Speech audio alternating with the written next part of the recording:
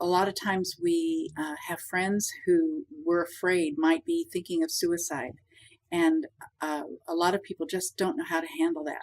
You might be surprised, but the best thing to do is to just come out and ask somebody, are you thinking of hurting yourself? Or are you thinking of suicide? Most people are afraid that if you say that, you will be suggesting it to the person. But believe me, um, no one is ever going to say, gee, what a good idea. I hadn't thought about suicide. Even if they're in desperate straits and they're despondent and they say that things are hopeless, if you ask them that question and they're really not thinking of suicide, they will be almost surprised by the question.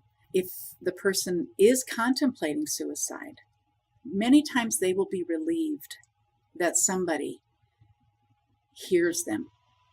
And it will not help them to go ahead and follow through. In fact, it might help them not take that step. But it's critical that you ask the question, because if they cannot assure you that they won't hurt themselves, then you'll know that you need to stay with them or make sure that someone else is with them. You make sure that they aren't alone. Don't be afraid to ask the question, because you will not give somebody the idea of hurting themselves if it's not in their head already.